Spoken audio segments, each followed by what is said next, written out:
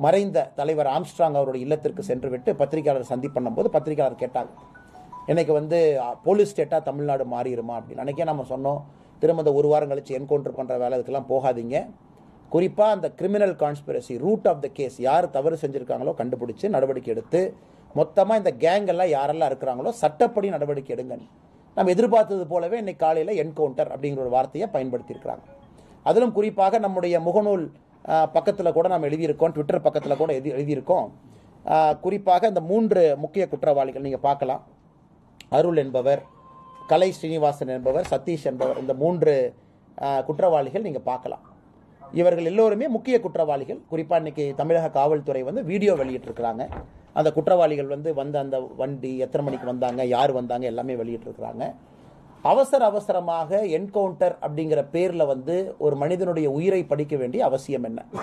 ஏன்னா அவங்க சரண்டரான குரூப், அது வந்து அவங்களே போலீஸ் ஸ்டேஷனில் வேகமாக சரண்டரான குரூப்பு. சரண்டரான குரூப்பு எப்படி தப்பியோட முயற்சிப்பான்? இது ஒரு லாஜிக்கலான கேள்வி. யாராவது காணாமல் போன ஒருத்தனை சுற்றி வளைச்சு பிடிச்சு அப்படிங்கிற என்கவுண்டர் தான் இது வரைக்கும் பார்த்துருக்கோம் இந்திய அளவில். இந்தியாவில் முதலாக இதாகத்தான் இருக்கும், சரண்டரான ஒருத்தரை வந்து என்கவுண்டர் அப்படிங்கிறாங்க. அதை தாண்டி இரண்டாவது மிக முக்கியமானது, காலையில் வந்து வெப்பன் டம்ப், வெப்பன் எங்கே ஒளிச்சு வச்சிருக்கிறாங்க கண்டுபிடிக்க போனோம், அங்கே துப்பாக்கி எடுத்து எங்களை சுட்டாங்கன்னா துப்பாக்கி எங்கே இருந்து வந்துச்சு? இரண்டாவது. மூன்றாவது, அதிகாலையில் செல்ல வேண்டிய காரணம் என்ன? நாங்கள் வந்து யாரையும் டிஃபெண்ட் பண்ணல, கடுமையான நடவடிக்கை எடுக்க வேண்டும் என்று வலியுறுத்தக்கூடிய ஒரு கட்சி பாரதிய ஜனதா கட்சி. சட்டம் ஒழுங்கில் சமரசம் இல்லாத ஒரு கட்சி. இருந்தும் கூட ஒரு பக்கம் திமுகவினுடைய புள்ளிகளாக இருக்கக்கூடிய முக்கிய குற்றவாளிகள் இருக்கிறாங்க, அதையும் நம்ம புகைப்படத்தை நம்ம காட்டியிருக்கோம். இன்னொரு பக்கம் காலங்காலத்தில் நேரமே என்கவுண்டர் அப்படிங்கிற வார்த்தையை பயன்படுத்த வேண்டிய அவசியம் என்ன? ஸோ தமிழக அரசு முறையான திசையில் தான் கொண்டு போகிறாங்களா, இல்லை இதையும் வந்து திருவேங்கடம் இறந்துட்டார், ரைட், ஓகே, இப்போ திருவேங்கடம் சொல்கிற கன்ஃபெஷன் ஸ்டேட்மெண்ட்டில் என்ன சொல்லியிருக்காரு, அதை வச்சு கேஸ் முடிய போதா? ஏன்னா இது போன்ற கேஸுகளில் முக்கியமாக ஒரு நீதிமன்றத்திற்கு போகும் பொழுது அந்த கேஸினுடைய உண்மை முகம் நமக்கு தெரியும். குறிப்பாக இது போன்ற கேஸ், ஏன்னா ஒரு பக்கம் கேங் வார்னு தமிழக அரசே பயன்படுத்துகிறாங்க, காவல்துறை பயன்படுத்துகிறாங்க. இன்னொரு பக்கம் வேற ஏதோ கேஸுக்கு சம்பந்தமான பஞ்சாயத்து டீலிங்கிறாங்க. பாரதிய ஜனதா கட்சி எங்களுடைய ஆர்கியூமெண்ட் இது பொலிட்டிக்கல் மர்டர் அப்படின்னு நம்ம சொல்கிறோம்.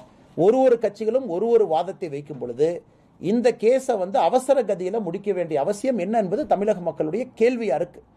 ஆனால் இன்னைக்கு வந்து நாங்கள் வீடியோ ஃபுட்டேஜ் ரிலீஸ் பண்ணிட்டோம், அதை பண்ணிட்டோம் என்று சொல்வதை விட உண்மையாலும் இது என்ன நடந்துச்சு, பேக்ரவுண்ட் என்ன? முக்கிய குற்றவாளி நீங்கள் இல்லை, இன்னைக்கு முக்கிய குற்றவாளி நமக்கு தெரியும், சார்ஜ் ஷீட்டில் வந்து சார்ஜ் அபேட் அப்படிங்கிற வார்த்தையை பயன்படுத்துவாங்க.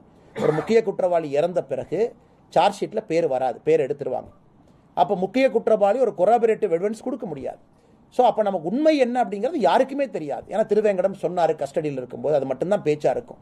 அதனால் தொடர்ந்து தமிழக அரசு உண்மையை மூடி மறைப்பதற்கு தான் முயல்றாங்களோ தவிர இதில் என்ன நடந்திருக்கு அப்படிங்கிற அந்த மர்மம் முடிச்சு அவிழ்ப்பதற்கு எந்த ஒரு காவல்துறையாக இருக்கட்டும், தமிழகத்தினுடைய முதலமைச்சராக இருக்கட்டும் இதுவரை வாய் திறக்காமல் இருக்கிறாங்க. அதனால் இந்த 2 விஷயத்தையும் பத்திரிகை நண்பர்கள் முன்பு வைக்க வேண்டும் என்பதற்காக இந்த சந்திப்பில் இருக்கிறோம்.